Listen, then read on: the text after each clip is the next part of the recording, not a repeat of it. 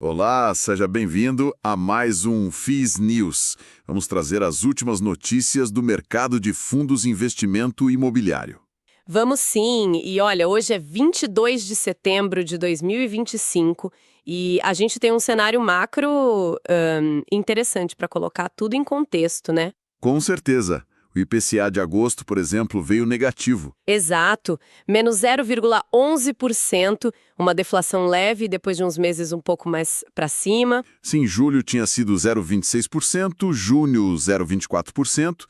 Essa dinâmica da inflação e, claro, dos juros continua sendo, assim, o pano de fundo principal, né? Totalmente. E apesar dessa volatilidade toda, o IFIX até que foi bem em agosto, né? Subiu 1,2%. Deu uma recuperada. Bom, com esse cenário aí, vamos então para as notícias dos fundos, começando pelos fatos relevantes. O XPLG11, que é o fundo de logística da XP. Isso, o XPLG11 trouxe uma notícia bem positiva. Eles fecharam um novo contrato de locação grande lá para o Centro de Distribuição Americana em São Paulo. Ah, boa notícia para a vacância. Foi o imóvel todo? O imóvel inteiro, mais de 30 mil metros quadrados. Alugaram para uma empresa de logística. Puxa, que ótimo. E o prazo, contrato longo? Bem longo, 11 anos. Assim, ele só começa a valer mesmo depois que terminarem umas adequações no imóvel. A previsão é para fim de novembro agora. Entendi. E o impacto mais direto para o fundo, qual é, além de ocupar o espaço, claro? Então, o impacto mais óbvio é na vacância física.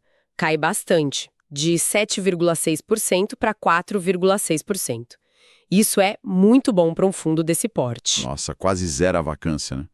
E em termos de grana para o cotista, tem alguma estimativa? Tem sim. A gestão soltou uma projeção.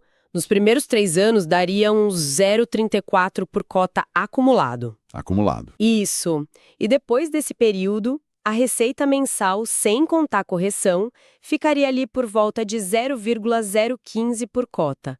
É uma estimativa, claro, não é garantia, mas... Mas já dá um norte, né? Mostra um fluxo positivo entrando. Legal para o XPLG11. Agora, saindo um pouco da logística, vamos para o RECT11, da REC, que é mais focado em escritórios. Teve fato relevante deles também. Teve sim.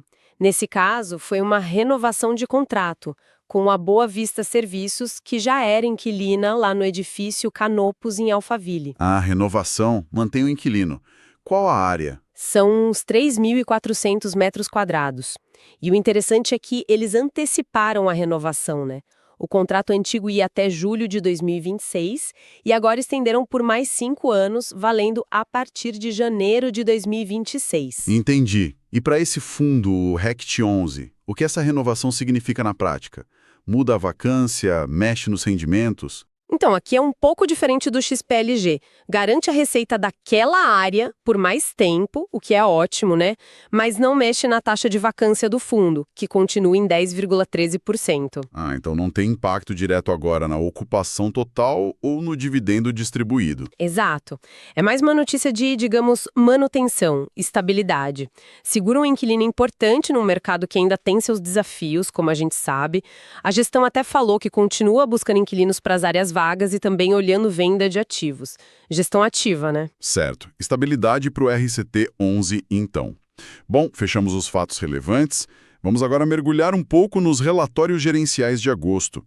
O CPTS-11 da Capitânia, um fundo de fundos com bastante CRI também, chamou atenção. Chamou mesmo. O CPTS trouxe umas notícias bem animadoras, muito por causa de outro fundo da casa, o CPLG11 de logística. O CPLG fechou uma venda de ativo e ainda assinou um pré-contrato, um MOU, para outra venda. E o resultado dessas vendas do CPTS foi bom. Foi ótimo.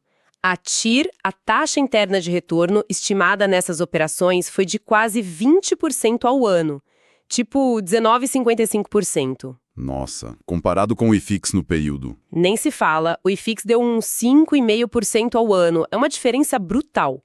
Esse lucro todo lá no CPLG deve gerar quase 73 milhões de reais para eles distribuírem em 2 anos. E aí que entra o CPTS-11, né? Porque ele tem uma fatia grande do CPLG. Exatamente. O CPTS tem os 32% do CPLG Então, esse caminhão de dinheiro que o CPLG vai gerar impacta direito o CPTS. A estimativa é que o dividendo que vem no CPLG mais que triplique, passando de R$ 0,04 para R$ 0,13 por cota do CPLG, né? Entendi. No fim das contas, para o CPTS-11, o impacto estimado é de 24 milhões a mais no resultado nos próximos 2 anos. E se explica o outro destaque do relatório deles, que foi o aumento na projeção de dividendos do próprio CPTS-11. Perfeito. Pela segunda vez, em 6 meses, eles aumentaram o guidance. A nova faixa agora é de R$ 0,08 a R$ 0,10 por cota para os próximos 12 meses. O meio da faixa, R$ 0,09, dava um DIY anualizado bem interessante de 15,5% na época do relatório. E além desse efeito CPLG, o que mais justifica esse otimismo todo? Eles listaram algumas coisas. Esperam mais dividendos da carteira geral de FIIs, a própria alavancagem do CPTS está diminuindo aos poucos. Ah, como está a alavancagem deles? Estava em 21,7% do PL, via compromissadas. O custo era CDI mais 0,81%. Eles também contam com a possível queda do CDI e ainda têm ganhos de capital para distribuir. Em agosto mesmo, eles geraram e distribuíram 0,085 por cota. Interessante. Mostra a força da estratégia de FOF quando bem executada. Bom, mudando agora para o ALZR11, da Alianza. Esse é um fundo de renda imobiliária mais focado em contrato atípico. O que teve de destaque em agosto para ele? Olha, no ALZR11, alguns pontos. Primeiro, reajustes de aluguel. Contratos bem relevantes, tipo os galpões da BRF e o CD da Coca-Cola FEMSA, foram reajustados pelo IPCA, dando aumento de 5,2%. Com isso, quase 60% do portfólio já teve o aluguel corrigido no ano. Legal. Receita recorrente aumentando. Que mais? A base de cotistas não para de crescer. Passou de 167 mil. Ainda reflexo daquele desdobramento de cotas, né? E a gestão fez um comentário sobre a cotação, que na época estava abaixo do valor patrimonial, R$ 10,68 por cota. Viram isso como oportunidade, falando que o fundo está no melhor momento. E a situação de caixa? Distribuíram tudo que geraram? O caixa fechou agosto bem gordo, 249 milhões, quase 19% do QL. Teve uma saída de 10 milhões para pagar um earn-out da compra dos ativos Zouba. Sobre os dividendos, distribuíram 0,0836 por cota referente a agosto, mas o resultado gerado foi maior, 0,01 por cota. A diferença foi para a reserva de lucros, que aumentou para 0,046 por cota. Eles também deram um guidance de dividendos como o CPTS. Deram sim, para o segundo semestre de 2025, a previsão é distribuir de forma recorrente algo entre 0,080 e 0,082 por cota ao mês. É um pouco mais que no semestre passado e, importante, isso não conta possíveis lucros com venda de ativos.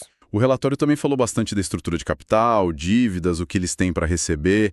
Qual a mensagem ali? Vendas já feitas. O saldo devedor de CRIs é de quase 490 milhões de reais. Mas o ponto-chave é, o caixa que eles têm hoje cobre mais de 5 anos dessas obrigações. Isso dá uma tranquilidade, né? Com certeza. A relação dívida sobre PL está em 47%. A gestão considera isso tranquilo, dado o perfil dos ativos.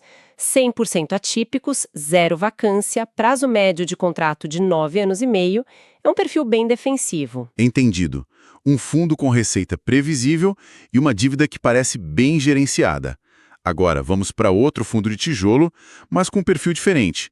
O PVBI11 da VBI, focado em escritórios Prime. O que aconteceu em agosto? O assunto principal no PVBI11 foi o dividendo. Eles ajustaram para 0,45 por cota em agosto e a gestão foi clara. Considera esse o patamar recorrente e sustentável para o fundo até o fim do ano. Teve até uma autocrítica sobre a comunicação anterior, né?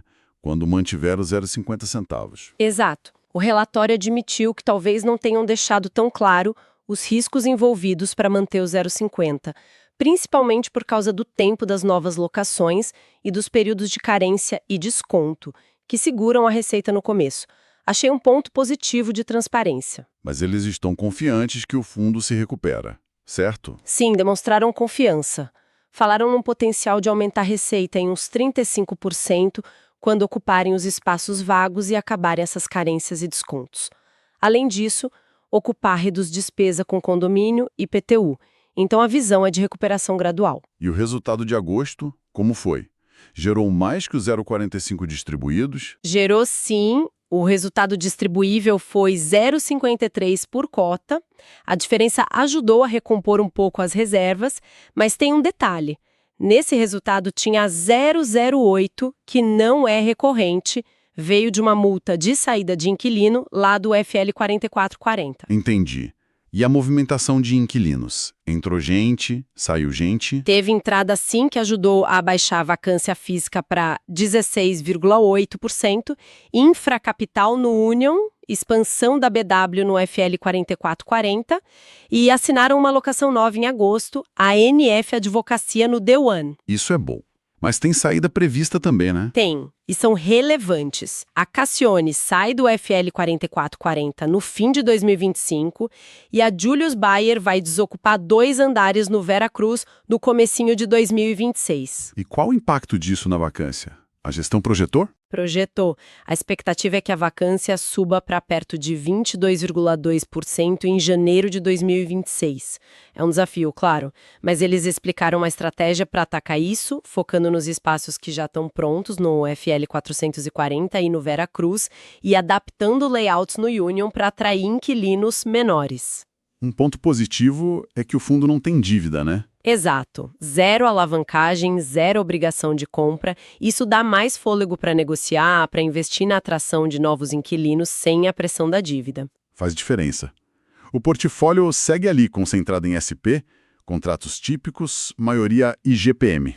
Isso, são 7 prédios, quase 83 mil metros quadrados, 45 inquilinos. O prazo médio dos contratos, Wally, é de 4,8 anos. A vacância financeira estava um pouquinho maior que a física, em 18%. Perfeito. Cobrimos os relatórios. Para fechar as notícias, um comunicado ao mercado do Vino 11, o Vinci Offices. O que eles informaram? O Vino 11 concluiu a venda daquele imóvel em Alphaville, que era a sede da CIA. Venderam por 40 milhões de reais e o dinheiro já entrou tudo à vista. E o que fizeram com essa grana toda? Foi pro Caixa Geral? Não, teve um destino bem específico e estratégico. Usaram quase tudo, 34,6 milhões, para quitar antecipadamente um CRI do próprio fundo, o CRI Vino. Esse CRI tinha um custo considerado alto, CDI mais 3,5% ao ano, e vencia só lá em 2030. Ah, interessante. Venderam um ativo para pagar uma dívida cara. Qual o impacto disso para o cotista no dia a dia? A gestão calcula que quitar esse CRI vai reduzir a despesa financeira total do fundo em uns 15%. Isso deve gerar um pequeno aumento no resultado recorrente mensal, coisa de 0,01 centavos por cota, mas que representa uns 3% a mais no resultado caixa recorrente. Basicamente, trocaram um ativo por menos despesa. E por que vender justo esse imóvel da CIA? Qual foi a lógica? A justificativa foi bem clara. Consideravam um ativo menos estratégico, por quê? Era monousuário, só a CIA usava, a localização é meio secundária, fora dos eixos principais de escritórios, e o contrato era atípico, que tem mais risco se o inquilino sai. Mesmo tendo um acordo recente que estendeu o contrato, a gestão preferiu vender e reciclar o portfólio. E a venda em si deu lucro ou prejuízo no papel? Contabilmente deu prejuízo, 0,152 por cota, mas a gestão avisou que isso vai ser absorvido por reservas que o fundo já tinha, então não deve impactar a projeção de dividendos para 2025. Entendi. É bom olhar o filme todo do investimento, né? Mesmo vendendo abaixo do valor contável agora, o ativo pagou aluguel esse tempo todo. A TIR do investimento desde a compra em 2020 foi de 5,2% ao ano e o múltiplo sobre o capital foi de 1,23x. Certo. Então, a ideia foi se desfazer de um ativo menos core, mesmo com o prejuízo contábil na venda, para melhorar a estrutura de capital, pagando a dívida mais cara. E como fica o Vino 11 agora, depois dessa venda? O portfólio agora tem 9 ativos em São Paulo e no Rio. As dívidas que sobraram têm um custo médio de IPCA mais 6,7% ao ano e um prazo médio bem longo de 11 anos. E o caixa atual, contando os aluguéis que vão entrar, dá para cobrir as obrigações financeiras até o segundo semestre de 2027. Ufa! Um panorama bem completo mesmo das últimas movimentações. A gente viu de tudo um pouco, né? Fundo locando área vaga importante, outro renovando o contrato para garantir receita, gestora sendo transparente sobre ajuste de dividendo e até venda de ativo para reduzir dívida. Mostra como o mercado está dinâmico. Demais. Cada fundo buscando o seu caminho nesse cenário de juros ainda altos, né? E cada segmento imobiliário com suas particularidades. Logística bombando, escritórios ainda com desafios. Fica muito clara a importância da gestão ativa, seja para alugar, para vender ou para cuidar da dívida. Não dá para olhar só o dividendo do mês, tem que entender a estratégia por trás. Ótima observação. E é curioso ver estratégias tão diferentes acontecendo ao mesmo tempo. Um vende para desalavancar, outro segura e foca na locação, um terceiro colhe os frutos de uma venda lá atrás. Fica a pergunta para o nosso ouvinte pensar. Qual dessas estratégias vai gerar mais valor no longo prazo? Pensando no que vem por aí para os juros e para o mercado imobiliário. É uma reflexão fundamental para o investidor acompanhar de perto, sem dúvida. Com certeza. Bom, agradecemos pela audiência. Se gostou, deixe um like, se inscreva no canal e ative o sininho para não perder os próximos. Deixe também o seu comentário, sua dúvida, sua sugestão. A gente está no YouTube, no Spotify e agora também no TikTok. Até o próximo episódio. Tchau, tchau. Até o próximo, pessoal. Tchau.